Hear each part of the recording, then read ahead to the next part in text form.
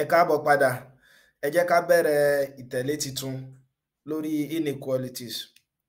Nìkan bí ọjọ́ mélòó sẹ́yìn, a ní àwọn olórí titun hàn lórílẹ̀-èdè wa ní àti ní ọ̀pọ̀lọpọ̀ ìpínlẹ̀.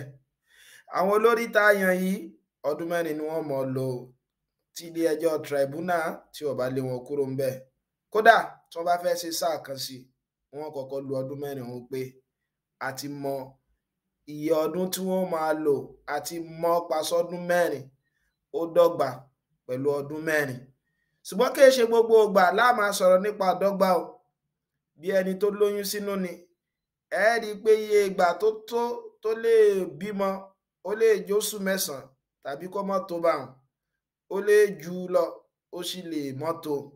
Tá a bá ń sọ̀rọ̀ nípa nǹkan báyẹn, ẹ rí i pé kò túmọ̀ sí pé ìdọ́gba o. Tàbí káwọn méjì mọ sáré, a lè mọ sọ bóyá ẹnìkan sáré jẹ nìkan lọ. Tá a bá ti ń sọ̀rọ̀ àwọn tí ò mọ dọ́gba yìí, a máa pè wọ́n ní inequalities.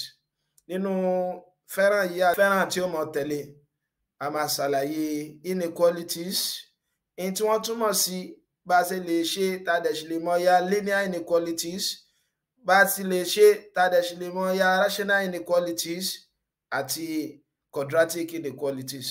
Ẹ jókòó fẹ̀yìntì kẹ́ mọ bá mi ká lọ. Òun náà ni inequalities. Níbi ọ̀sẹ̀ méjì sẹ́yìn a ṣe equation nínú polynomial. Ẹ rí pa ṣàlàyé fún wa pé tá a bá ní equation, òun náà ni pé a máa ní expression lápá tún o.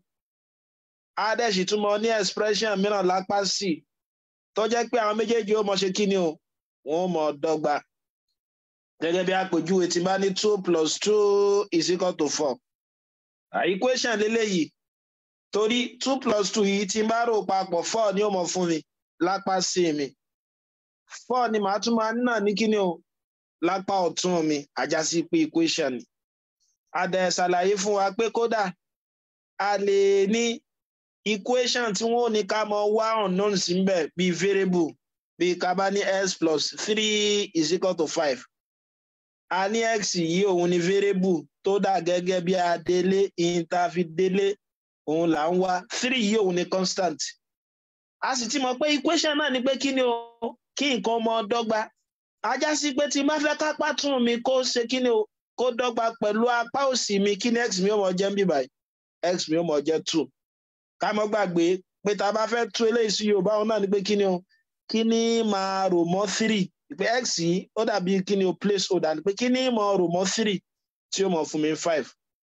A ní pé 2 ni. So ti yá báyìí, eléyìí là ń pè ní kí ni equation. An equation lè já sí linear gẹ́gẹ́ bí àpèjúwe irú eléyìí tí mo kọ́ bí báyìí. A lè ní quadratic equation, a lè ní cubic equation, bó láti mọ̀ wọ́n pẹ̀lú degree tí wọ́n bá ní. Torí pé degree eléyìí power rẹ̀ torí pé ó jẹ́ 1 la fi mọ̀ pé linear ni o.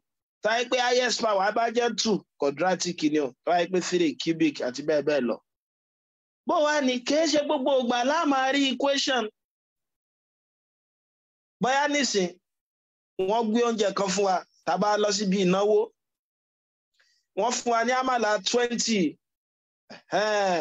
Àwa jọ pín ní kíni o, ní bá déndé ṣe pé tí ó jẹ́ ká mú bá déndé tí ó ṣe kíni o, tó dọ́gba pẹ̀lú àwọn náà ni pé kẹ́yìn mú 10, kémi náà mú 10. Mo rò bó ti yọ wá. Ṣùgbọ́n tẹ́nìkan bá ti lè ṣe kíni o, tẹ́nìkan bá ti lọ mú 8, tèmi mú 12, ṣé ń ta àgbà dọ́gba mọ́? Ẹ rí pé ń ta àgbà ò dọ́gba mọ́. Tí wọ́n bá ní ká jọ pín ní kankan náà, ajá sí pé ẹnìkan ó mọ rẹ́rìn, ẹnìkan ó bu ẹkún pé o ti gbá mi, o ti rẹ́ mi jẹ o. So ti yá báwọn. So irú ṣe tí báyọ̀ là ń pè ní kíni o, inequality. Ajá sí pé pẹ̀lú ìsíkọ́tò ta ní bíbà yìí. Mo bó ti yá báwọn. So ẹ rí pé tó wáyé pé 10 ni a máa ní equals to. Ṣùgbọ́n tó wáyé pé ẹnìkan ti gba 12, tẹ́nìkan wá gba 8, a ní mọ ní equal to mọ́. So ní tá a máa ní lélẹ́yìí, not equal to. So not equal to lélẹ́yìí. So ti yé báwọn. Kódà tá a wá tún fẹ́ kọ́ báyìí, a tún lè sọ pé 12 greater than 8. Greater náà ni pé kí ni o, 12 ju 8 lọ. Sign yìí òun ni greater than. So ti yé báwọn. So ìhun náà ni ẹ rí pé kí ni yẹn orí 12 ló kọjú sí, ìtumọ̀ náà ni pé 12 ju kí ni lọ, 12 ju 8, ó ju 8 lọ.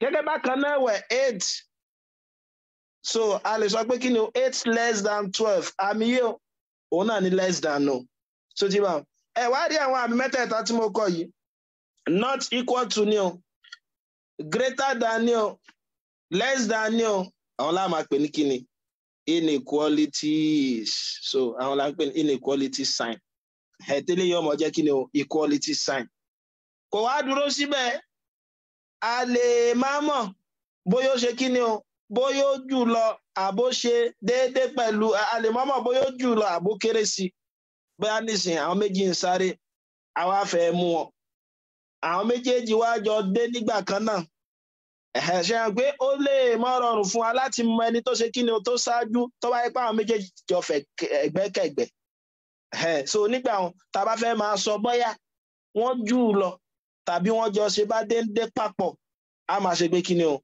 a máa sọ nípa kí ni bóyá greater than or equal to eléyìí less or equal to mo rò bó ti yẹ báwọn so ìtumọ̀ eléyìí náà ni pé kí ni nǹkan méjì ló túmọ̀ sí ó lè jù ú lọ ó dẹ̀ sì lè ṣe kí ni o ó lè ṣe déédé eléyìí ó lè ṣe kí ni o ó lè dín sí ó dẹ̀ sì lè ṣe kí ni o ó lè ṣe déédé mo rò bó ti yẹ báwọn so nǹkan nínú àwọn kí ni o nínú àwọn àpẹẹrẹ tá a mọ̀ ajá sí pé kí ni ẹ ti ṣe kí ni ó ti pé 5 and it not equal to greater than òun náà ni pé tó bá dàbí pọ̀ kọjú sẹ́gbẹ̀ẹ́ ọ̀tún less than òun náà ni pé tó bá yẹ pọ̀ kọjú sí ẹ̀gbẹ́ òsì greater or equal to so tí bá òun náà ni pé kí ni o tá bá ọra níbi minus ní di greater than less or equal to ni pé tá bá ọra ní kí ni o minus ní kí ni o ní ìdí less than nínú àwọn ọkọ mi tí wọ́n máa ń pè léyìí pàápàá jùlọ tá bá dé nínú iléèwé gíga a máa ń pè léyìí ní kí ni o strictly greater than so tí bá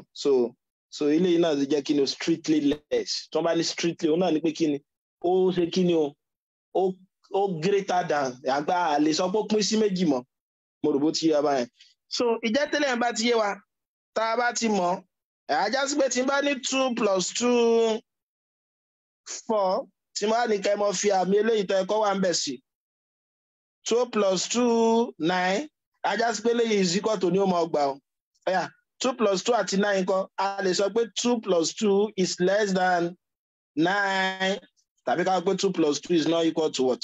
Is not equal to 9. Mo rò bó ti yá báwọn ká wá lọ mọ̀ ọ́n.